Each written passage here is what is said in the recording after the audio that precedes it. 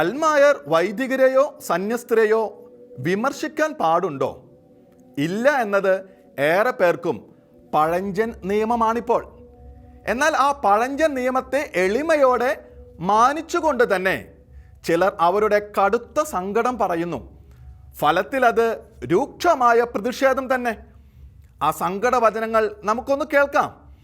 ഞങ്ങൾ അവരെ, ആ സന്യസ്തരെ വിമർശിക്കുകയല്ല, എന്നാൽ സംഭവിച്ചു കണ്ടത് ഞങ്ങളെ വല്ലാതെ വേദനിപ്പിക്കുന്നു. ഞങ്ങളെ മാത്രം ഓർത്തല്ല, അവരെയും ഓർത്ത്. അവർക്കെങ്ങനെ ഇത്തരത്തിൽ മാറാൻ കഴിയുന്നു? തിരുവസ്ത്രം ധരിച്ച ചിലർക്ക്, അല്ലെങ്കിൽ അവർക്ക് ദിവ്യബലിയേക്കാൾ വലുതായി മറ്റു ചിലതുണ്ടെന്ന് ഇപ്പോഴാണ് മനസ്സിലാകുന്നത്. ഞങ്ങൾക്കിത് വിശ്വസിക്കാൻ കഴിയുന്നില്ല.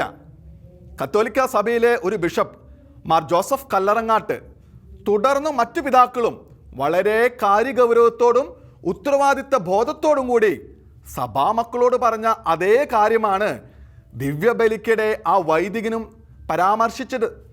ലവ് ജിഹാദും മയക്കുകെണികളും പോലുള്ള തിന്മയാൽ എത്ര പെൺകുട്ടികളും ആൺകുട്ടികളുമാണ് നശിപ്പിക്കപ്പെട്ടു കഴിഞ്ഞതെന്ന് ആ സന്യാസിനികൾ കേട്ടിട്ട് പോലുമില്ലേ? സ്വന്തം സഭയിലെ മക്കളുടെ ആത്മാവിനും ശരീരത്തിനും ഏറ്റ ക്ഷതങ്ങളെക്കാൾ വലുതാണോ വൈദികൻ പറഞ്ഞ വാക്കുകളോടുള്ള പ്രതിഷേധം? അവർ എന്നു മുതലാണ് ഈശോയെ മണവാള സ്ഥാനത്ത് നിന്ന് ഉപേക്ഷിച്ചു കളഞ്ഞത്? അവരുടെ മണവാളനും ലോകരക്ഷകനുമായി ഈശോനാഥൻ ക്രൂശിതനായത് അനുസ്മരിപ്പിക്കുന്ന വേളയിൽ, അല്ല, ആത്മീയമായി ആ യാഥാർത്ഥ്യത്തിൽ പങ്കുചേരുന്ന നേരത്ത് എങ്ങനെ മറ്റൊരു താല്പര്യം അവർ പിടികൂടി? എന്നു മുതൽക്കാണ് ജിഹാദികളെയോ തീവ്രവാദികളെയോ കുറിച്ച് ആരെങ്കിലും പറഞ്ഞാൽ ഈശോയെ വിട്ടുപോകാൻ മാത്രം അവരുടെ ഹൃദയം ആ ദിശയിലേക്ക് തുടിക്കാൻ തുടങ്ങിയത്? അവർക്ക് നിശ്ചയമായും അറിയാം സംഭവിച്ച പിശക് എന്താണെന്ന്. തങ്ങളിലെ ഈ മാറ്റം, അപായകരമായ വ്യതിയാനം എവിടെ, എപ്പോൾ, എന്തിൽ നിന്നാണ് തുടക്കമിട്ടതെന്നും അവർക്ക് നിശ്ചയമില്ലാതെ വരുമോ? അരൂപികളെ പോലും ബാധിക്കുന്ന അഹങ്കാരത്തിൽ നിന്നാണോ? ദുഷ്ട സംസർഗത്തിൽ നിന്നാണോ? ദുഷ്ടവശ്യതയിൽ നിന്നാണോ? ഏതിൽ നിന്നാണത് തുടങ്ങിയതെന്ന് നിശ്ചയമായും അവർ പിന്തിരിഞ്ഞു നോക്കണം. ദിവ്യനാഥനെ ഉപേക്ഷിച്ച പ്രവൃത്തിയാൽ തന്നെ അവർ തിന്മയുടെ എത്ര വലിയ സ്വാധീനത്തിലാണ് പെട്ടുപോകാനിടയുള്ളതെന്ന് അവരുടെ അന്തരംഗങ്ങൾ ചിന്തിക്കുമോ? അവരെ ഞങ്ങൾ കുറ്റപ്പെടുത്തുകയല്ല, വിധിക്കുകയല്ല. രണ്ടിനും ഞങ്ങൾക്ക് അവകാശമില്ല, അധികാരവും. പക്ഷേ ഞങ്ങളെ ഭയപ്പെടുത്തുന്ന സാധ്യതകൾ ചൂണ്ടിക്കാട്ടാതെ വയ്യ. വലിയ തിന്മയാണ് തങ്ങളെ ബാധിച്ചിരിക്കുന്നതെങ്കിൽ ആ തിന്മ അനുതാപം അസാധ്യമാക്കുമെന്നും ഹൃദയം കഠിനമാക്കാൻ തങ്ങളെ നിരന്തരം പ്രേരിപ്പിച്ചുകൊണ്ടിരിക്കുമെന്നും ഏറെ വൈകി പോകും മുമ്പ് അവർ ഓർമ്മിക്കുമോ? കൂടുതൽ നിഷേധ പ്രവൃത്തികളിലേക്കും അതുവഴി ദിവ്യനാഥനിൽ നിന്നുള്ള മാരകമായ അകൽച്ചയിലേക്കും അത് തങ്ങളെ നയിക്കുമെന്നവർ തിരിച്ചറിയുമോ? ഇതുതന്നെയാണ് സഭാ നേതൃത്വത്തെ മൊത്തത്തിൽ എതിർത്ത് പ്രഭാഷണങ്ങൾ നടത്തുന്ന അഭിക്ഷിപ്ത സന്യസ്തരോടും സങ്കടത്തോടെ പറഞ്ഞു പോകുന്നത്. സഭാ നേതൃത്വത്തിന് പിശകിയാൽ തിരുത്തിക്കണമെന്ന ആവേശം സ്വാഭാവികമാണല്ലോ. ആ ആവേശത്താൽ പറഞ്ഞു പോകുന്നതിൻ്റെ ബലവും ബലഹീനതയും ബലഹീനരായ ഞങ്ങളും മനസ്സിലാക്കുന്നു. എന്നാൽ സഭാപിതാക്കന്മാരെ പൊതുവായി ചോദ്യം ചെയ്ത് നിരന്തരം അതേ അവസ്ഥയിൽ ജീവിക്കുന്നതിനെ തിരിച്ചറിയാൻ ദൈവിക ശാസ്ത്രത്തിലും ജ്ഞാനത്തിലും എളിയവരായ ഞങ്ങൾക്ക് കഴിയുന്നുണ്ട്. ഈ രണ്ട് പ്രവണതകളും രണ്ടാണെന്നും ഞങ്ങൾ തിരിച്ചറിയുന്നു. രക്ഷാപരമായി വിലപ്പെട്ട സ്ഥാനത്തിരുന്ന് പ്രിയരെ, നിങ്ങൾ പറയുന്ന വാക്കുകളും ചെയ്ത പ്രവൃത്തിയും ബലഹീനരായ വിശ്വാസികൾക്ക് ഇടർച്ചയാകാമെന്ന് നിങ്ങൾ മനസ്സിലാക്കുന്നുണ്ടോ? അതോ തങ്ങളെ വിശ്വസിക്കുന്നവരുടെ എണ്ണം തങ്ങളുടെ വിജയത്തിൻ്റെ അടയാളമാണെന്ന് കരുതുന്ന അബദ്ധം നിങ്ങളെയും തീണ്ടുന്നുണ്ടോ?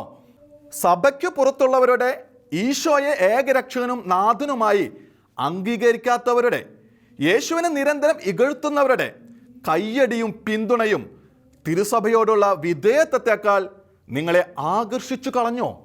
അതാണ് വിലപ്പെട്ടതെന്ന മൂഢചിന്ത നിങ്ങളെ കീഴ്പ്പെടുത്തി കളഞ്ഞോ?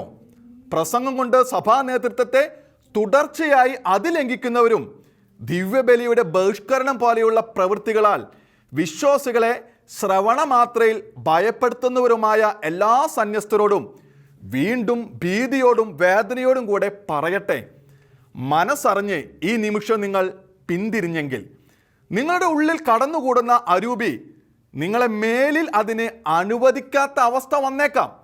അത് നിങ്ങളെ അകത്തേക്കല്ല പുറത്തേക്കാണ് നയിക്കുക. മറ്റാരുമല്ല, നിങ്ങളുടെ ഉള്ളിലിരുന്ന് നിങ്ങളെ കീഴ്പ്പെടുത്തുന്ന ആ ശക്തി തന്നെയാകും അത് ചെയ്യുക.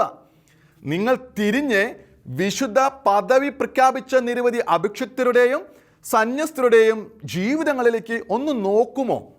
മേലധികാരികളാൽ അന്യായമോ അകാരണമോ ആയി വിലക്കുകൾ നേരിട്ട അവർ അനുസരണവും വിധേയത്വവും വഴി തിരുസഭയ്ക്കായി നേടിക്കൊടുത്ത വില തീരാത്ത നന്മകളെയും രക്ഷയുടെ നിധികളെയും നിങ്ങൾ ആരുടെയോ എന്തിൻ്റെയോ സ്വാധീനത്തിൽ മറന്നു കളഞ്ഞോ? കഠിനമായ വേദനയോടെ എളിയ പ്രതിഷേധത്തോടെ പറയട്ടെ പ്രിയരെ, നിങ്ങൾ പിന്തിരിയുക. നിങ്ങളെ കൊണ്ട് യേശുനാഥന് തിരുസഭയിൽ ഇനിയും ഏറെയേറെ ചെയ്തു കിട്ടാനുണ്ട്. അത് ചെയ്യാൻ കഴിയുന്ന ഇടത്തേക്കും നിലപാടിലേക്കും മടങ്ങുക. ഈശോയുടെ തിരുസഭയെ മുറിപ്പെടുത്തരുതേ, ക്ഷതപ്പെടുത്തരുതേ. നിങ്ങളെ തെറ്റായി സ്വാധീനിച്ചവരും ഈശോയുടെ രക്ഷയും സൗഖ്യവും ശുശ്രൂഷയും ആവശ്യമുള്ളവരാണെന്ന് ഓർക്കുക. അവരുടെ സൗഖ്യമില്ലാത്ത നിലപാടുകളല്ല, അവരുടെ അവസ്ഥയെക്കുറിച്ചുള്ള ശരിയായ തിരിച്ചറിവാണ് നിങ്ങളെ നയിക്കേണ്ടത്, നിങ്ങളുടെ നിശ്ചയങ്ങളെ ഉറപ്പിക്കേണ്ടത്. തിരുസഭാ വിധേയത്വം നിങ്ങളെ കൊണ്ട് അത്ഭുതങ്ങൾ പ്രവർത്തിപ്പിക്കാൻ പോന്നതാണ്. അത് സംഭവിക്കട്ടെ.